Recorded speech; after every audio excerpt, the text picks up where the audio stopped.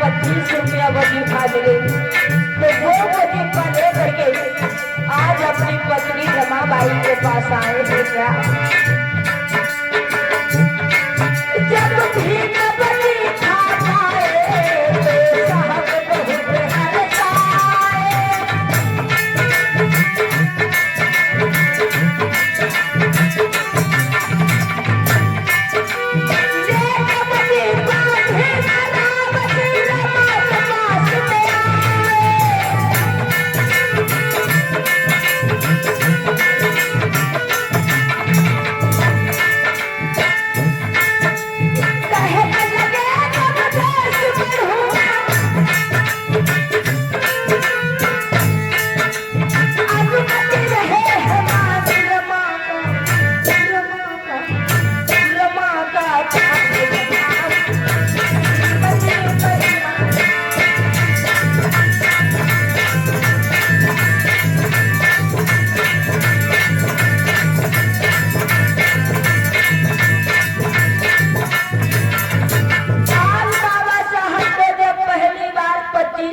वजीफा मिला गायकराज बड़ौदा की तरफ से जब मिला वो वजीफा लेकर के रमाबाई के पास आएगा। हे रमा, आप मुझे आज्ञा दो कि हम जाकर के विदेशों में अपनी पढ़ाई को पूरा करें। आज रमाबाई ने कहा साहब अगर ऐसी इच्छा है तो जाकर के अपनी पढ़ाई को पूरा करो, हम पढ़ाई से इनकार नहीं करेंगे। धन्य है सी पत्नी रमाबाई।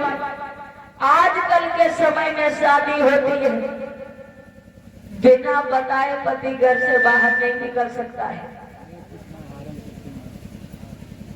जो कुछ पढ़ाई थी वो शादी ना हो चले पढ़ाई हो जाती है। अब जहाँ शादी हुई गए कहा घर के नहीं सकाते अढ़ाई पढ़ाई या धर्म। अब पढ़ाई अढ़ाई हो गए तत्ती हुई गई, कापी किताबें कोने में चली गई। लेकिन धन्य है वो पत्नी रमाबाई जो कि बाबा साहब को पढ़ाई में बाधा नहीं पड़ने दिया। रमाबाई एक बार अपने पति देवराव अम्बेडकर को रमाबाई ने नहीं रोका, कहा साहब ऐसी इच्छा है तो जाकर के अपनी पढ़ाई पूरी करो। लेकिन बाबा साहब ने कहा है रमा, आपने तो कह तो दिया है पढ़ाई पूरी करो, लेकिन इस समय हमारे घर में 3 संतानें, इन संतानों की देख रेख कैसे करोगी? तो रमाबाई ने कहा पिया, अगर तुम परिवार का मोह रखे, संतानों का मोह रखे तो शायद आप शिक्षा को नहीं प्राप्त कर पाएंगे। इसलिए तुम्हारी संतानों को देखभाल हम कर लेंगे, लेकिन जाकर के अपनी पढ़ाई को पूरा करें। आज बाबा साहब रमाबाई की आज्ञा लेकर के चल देते हैं। आप भी पढ़ाई की खातिर संघर्ष करेगी लता।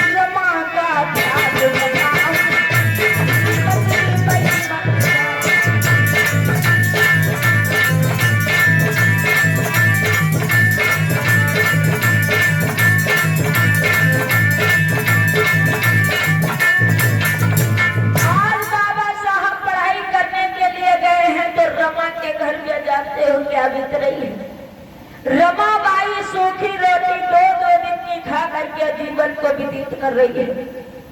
कहीं तो रोटी के साथ में सब्जी की व्यवस्था होती है, कहीं नहीं होती है। खाली रोटी खा करके, वो भी सूखी रोटी खा करके रमाबाई अपने परिवार को पाल रही है। घर में उजाले की व्यवस्था कहीं होती है तो कहीं नहीं होती है। अंधेरे में रमाबाई पड़ी रहती। आज रमाबाई ने ऐसा दुख कभी साहब से नहीं रोया कि साहब आप पढ़ाई करते हो, लेकिन हम ऐसे गरीबी में रह रहे हैं।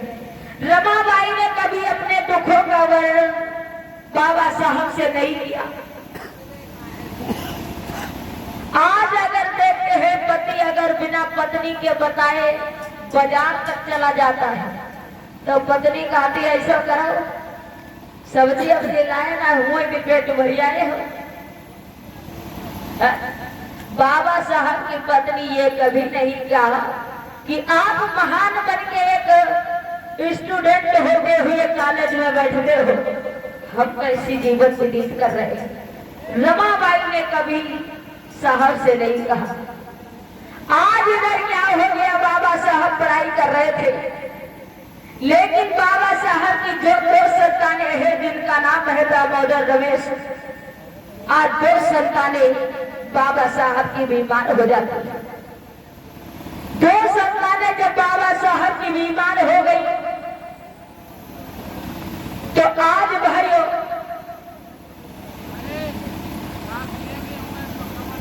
रमाबाई ने विचार किया कि हमारे पिया तो विदेशों में पढ़ाई कर रहे हैं, कम से कम हम अपने पिया को सूचना दे दे कि उनकी दो संतानें बीमार हैं। आज रमाबाई ने पत्र भेजा है, कहा साहब तुम्हारी दो औलाद जिनका नाम है दामोदर रमेश, आज वो बीमार है, आकर के उनकी हालत को देखो। लेकिन बाबा साहब जब तक आए हैं वो दो संतानों को भाइयों देखने को नहीं पाया। दो संतानों का अंतिम संस्कार हो गया, लेकिन बाबा उन दो संतानों के शकल को नहीं देख पाए। फिर कफन के ऊपर दो संतानें दफन हो गई। आज बाबा साहब अपने दो संतानें के चेहरा को नहीं देख पाए। धन्य है ऐसे मसीहा। आज बाबा साहब आए हैं, रमाबाई से पूछा है, ये रमा अब आधी पढ़ाई करके जब भीम लौट घर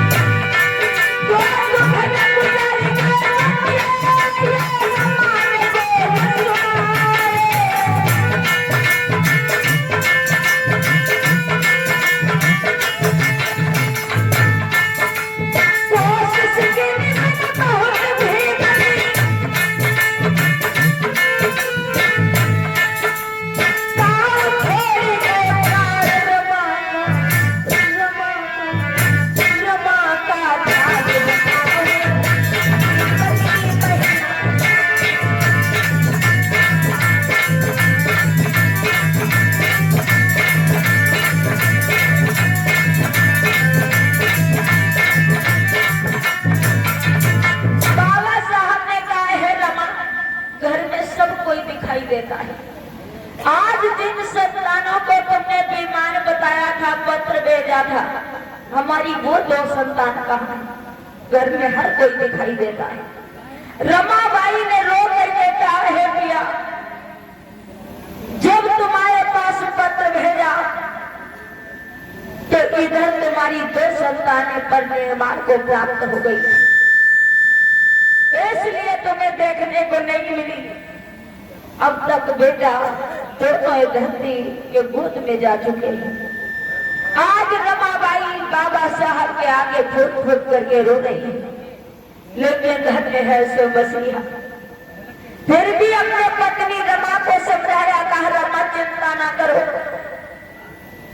दो संतानें चली गई, हमारे इस करोड़ों संतानें हैं, अगर बुढ़ापे में संतान का सुख अगर मिलना होगा तब मिलेगा। इसको लेकर के रमा दुखी ना हो। अगर हम दुखी हुए तो हमारी पढ़ाई में बाधा लग सकता है। आज बाबा साहब का ठीक है रमा, दो संतानें चली गई कोई बात नहीं, हमें पढ़ाई करने दो, जैसे हो सके वैसे मैं पढ़ाई पूरी कर लूं। आज बाबा साहब पत्नी रमा को समझा करके, क्योंकि बाबा साहब कोई काम करते थे बिना अपने पत्नी के पूछे कोई काम नहीं करते थे। आज रमाबाई बाबा साहब की विदाई दी। बाबा साहब पढ़ाई करने जो अधूरी पढ़ाई छोड़ करके आए थे उस पढ़ाई को पूरा करने के लिए गए थे, लेकिन तब तक इधर समय में पलटा खाया। एक बिटिया का जन्म हुआ है जिसे बाबा साहब ने बेटी को चेहरे को तक नहीं देखा, लेकिन बाबा साहब के ने पत्र के द्वारा उस बिटिया का नाम इंदु रखवाया है। जाने के बाद बाबा घर बेटी का जन्म हुआ है।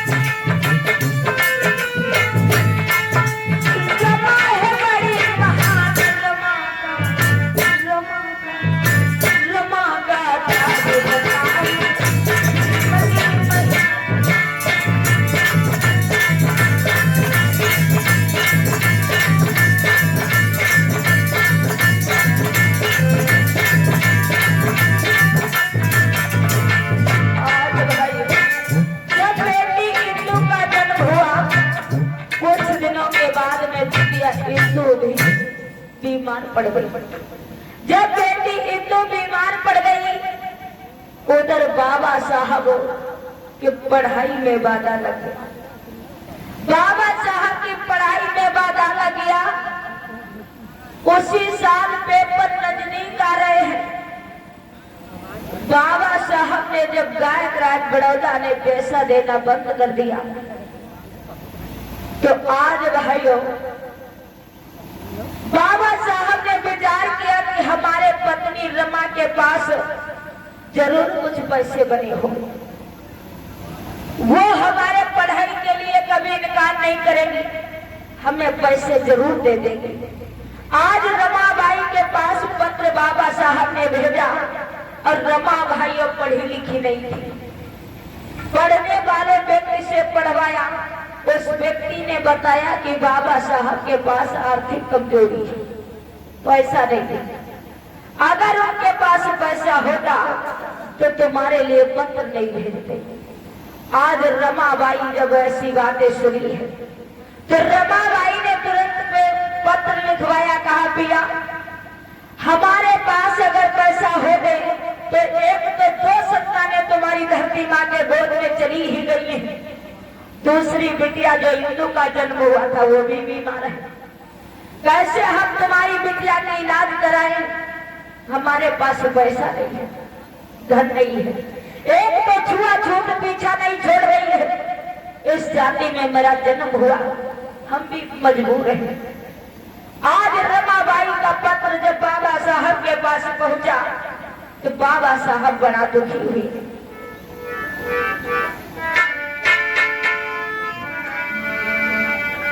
अरे कंधे पे चिपकती बाबा को पत्र लिखा है।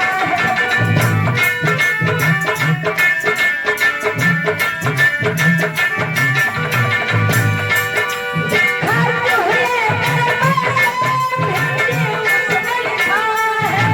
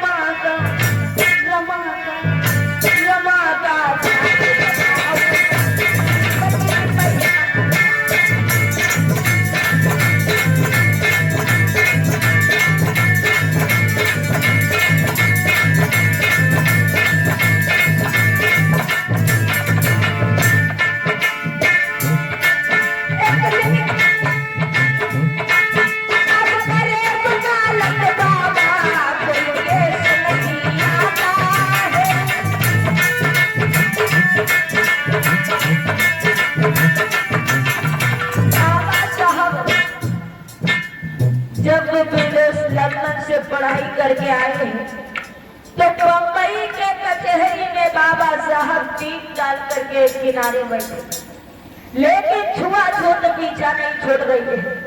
बाबा साहब पूरा दिन अकेले बैठे रहते हैं, उनके पास कोई केस नहीं जाता है, क्योंकि उस समय सारे मनवादी लोगों की चाल थी, उन्हीं लोगों का राज्य हुआ करता था। बीच में इन लोगों ने कपट करके हमारे इस देश को बर्बाद किया है।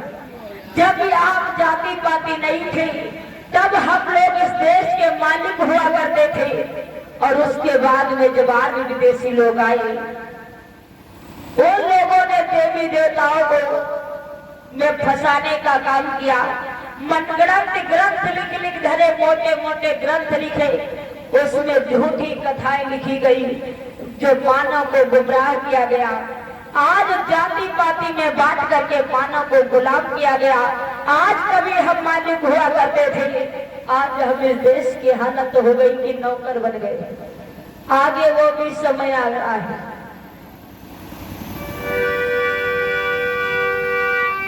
आज भाइयों, बाबा साहब अकेले बैठे रहते हैं। कल शायद भारती जी ने बात बताई थी, एक ब्राह्मण के बेटे की फांसी की सजा थी। जब किसी वकील के बस की नहीं रही, तो वो केस बाबा साहब के पास गया। लोगों ने मजाक में कह दिया कि वो किनारे शूद्र बैठा है जो लंदन से पढ़ाई करके आया है, उसी के पास चले जाओ, तुम्हारे बेटा के फांसी की सजा छुड़वाएगा। बाबा साहब के पास गया है। ब्राह्मण बड़ा दुखी है, लेकिन जाति पाति चरम सीमा पे है। बाबा साहब के हाथे में फाइल नहीं दिया है, मेज में रख दिया है। बाबा साहब ने स्वयं फाइल को उठा करके पढ़े। बाबा साहब ने कहा, चिंता ना करो, हम तुम्हारे बेटे की फांसी छुड़वाएंगे। आज बाबा साहब केस तो ले लेते हैं। उसके बाद में घर गए तो बाबा साहब बड़े उदास हैं, बार बार अंदर बाहर हो रहे हैं। उनकी पत्नी पढ़ी लिखी नहीं थी, और लेकिन भाइयों कभी कभी जो पढ़े लिखे लोग होते हैं, वो भी बिना पढ़े वाले बुद्धिमान होते हैं, जो पढ़े लिखे लोगों को हरा देते हैं। रमाबाई पढ़ी लिखी नहीं थी, लेकिन बाबा साहब को अनपढ़ होते हुए ज्ञान दिया। कहा, साहब खाना खाओ, चिंता ना करो, भी फांसी तो नहीं लगी है, उसमें ये नहीं लिखा होगा किसी की जान ली जाए। बाबा साहब ने कहा, ये नहीं लिखा। आज रमाबाई बाबा साहब को उत्तर दिया, तो वही बात को लेकर के बाबा साहब जज के सामने उस बेटे की फांसी की सजा छुड़वाई थी। अब करे वकालत बाबा, कोई केस नहीं आता है।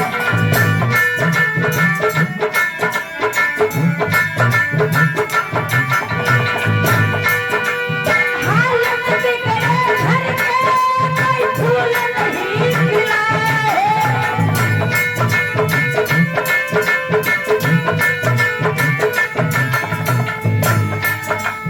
राज रतन बहुत ही प्यारा, बाबा कहे पुकार रमा का, रमा का, रमा का।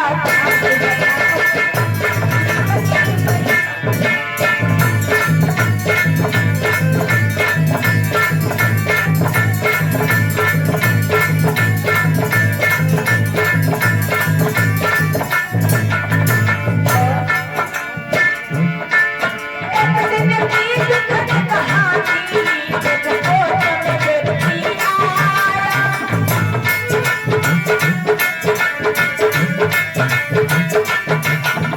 बाबा साहब वकालत कर रहे थे। एक व्यक्ति अचानक गया, कहा, साहब आप वकालत कर रहे हैं, तुम्हारा जो प्रिय बेटा राज रतन था, उसका स्वास्थ्य ज्यादा खराब है।